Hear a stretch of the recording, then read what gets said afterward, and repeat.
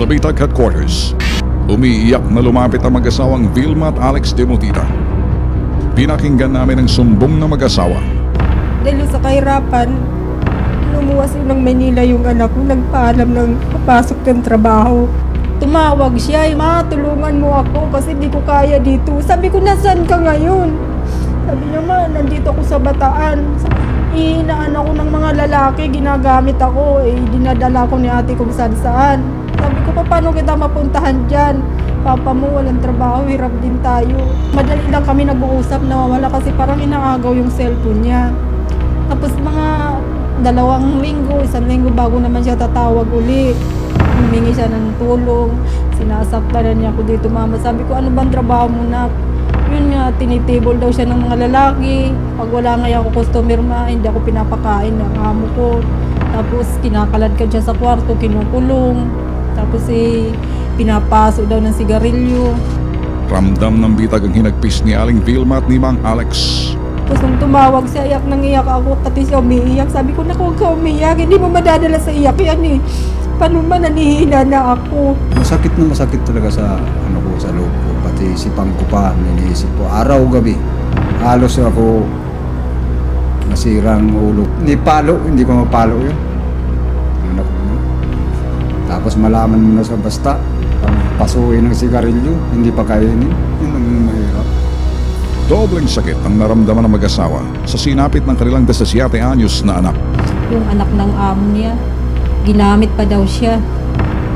Pumalag daw siya. Kung nata ginagawa nila kung ganito, parang baboy. Huwang-awa ako pang tumatawag. Kailan kaya kita ba magkikita? Marami ako nababalitaan yung mga ganyan. Minsan tinatapon na lang. Sabi ko, sana hindi naman mangyari sa kanya yun. Hindi ko matiis talaga kahit ako wala. Tsaga kami papuntang Maynila. Nalaman mo yung ganyan. Kaya baka sabi, makahingin ng tulong na nakuha namin ng anak namin. Naawa na kami. Dahil dito, kilos prontong nagtungo ang bitag sa Urani, Bataan, kung saan nagtatrabaho ang minor de edad na si Aileen sa isang KTV bar.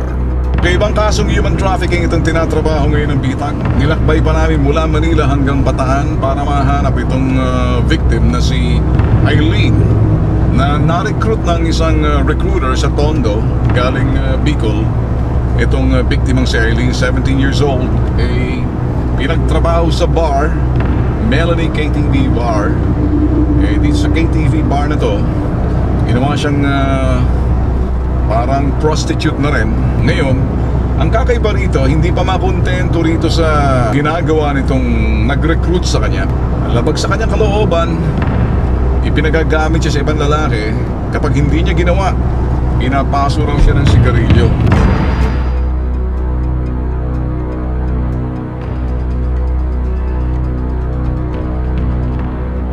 Pagdating sa Orani, Bataan, agad tinawagan ng bitag ang biktimang si Aileen. Hello? Nasaan ka ba, Aileen? Nasaan ka? At nang marinig ni Aling Vilma ang boses ng anak, naging emosyonal ito. Nagkaroon ng pagkakataon na mag-usap ang mag-ina. "Mama mo to. Len, nasaan ka?" "Nandito kami sa Paseco."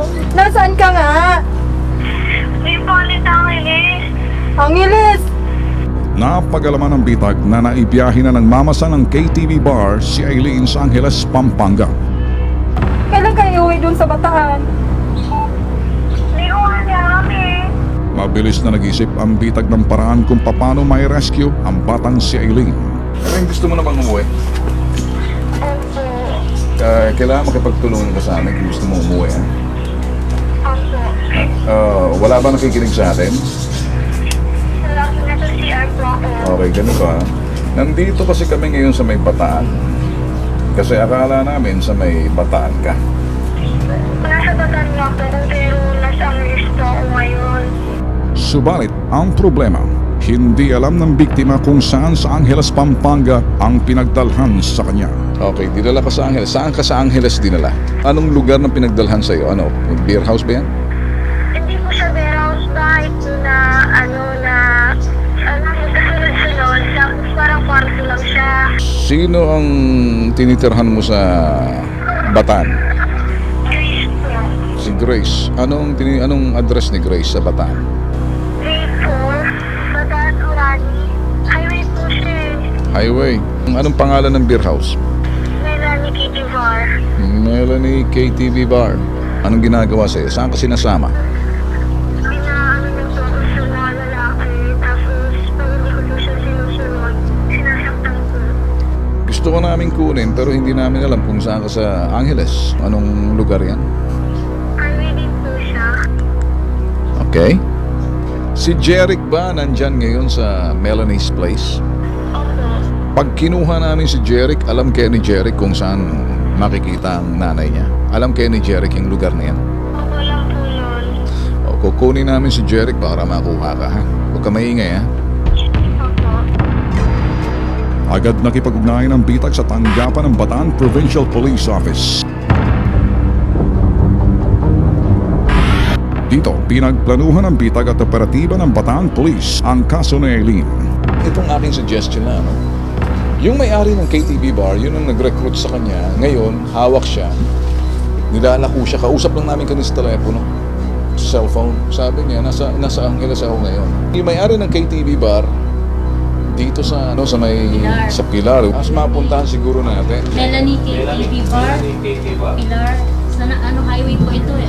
Human trafficking po siya. Ganun nga, trafficking of violation mind. ng, Republic of 9208. So, ang maganda po natin gawin, ipuntahan mo muna natin yung Melanie Bar. Yung may-ari ng KTV Bar, dinala siya sa Angeles, pinagagamit siya, tapos kinukulong siya. Pero may-ari ng bar nandito sa Pilar. Ngayon, ginamit din siya ng anak ng may-ari. Nagkausap lang namin sa telepono kanina. So para sa akin, nangyayari to kung palitulo. Pag kinuha mo yung anak ng lalaki, turo mo kung saan ang nanay mo, sigurado alam ng anak. Baka pwede natin tingnan siguro, may suggestion na. If we can go dun sa Melon at KTV Bar to find out yung location, look for Jeric, and then get hold of Jeric para ma-pinpoint kung saan yung Invite po nanay. natin siya. Iikutan ngayon ng bitag kasama itong mga intelligence ng Bataan Provincial Police Office ang lugar ng Orani sa may highway, at kung makikita yung Melanie KTV na kung saan ito yung nagmamayari, ang nag-recruit dito sa bata na i-rescue 17 years old. At titingnan muna natin kung talagang nandun nga sa Orani or possibly sa Pilar din, kasi our sources na karamihan sa mga KTV bars ay nilipat na sa may Pilar. So ganun pa man, i-check pa rin just to make sure na Orani nga, based na doon sa sinasabi ng bata na nasa Orani yung KTV bar. Walang sinayang na sandali ang operatiba ng Bataan Police at bitag. Agad namin hinanap ang Melanie KTV Bar. Ayun na, Orani na talaga ito. Ito nang kabayan ng Brad. Blue na gate. Sige, antayin kita, ano? Sa address na ibinigay ng biktimang si Eileen, tinuntun namin ang nasabing lugar. Subalit 3 oras nang naglibot ang grupo ng bitag at Bataan Police sa bayan ng Orani at Pilar, Bataan. Walang Melanie KTV Bar kaming natagpuan.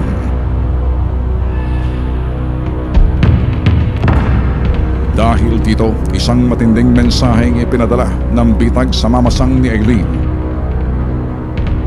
24 oras ang ibinigay naming taning upang pakawalan ng mamasang ang biktimang si Eileen.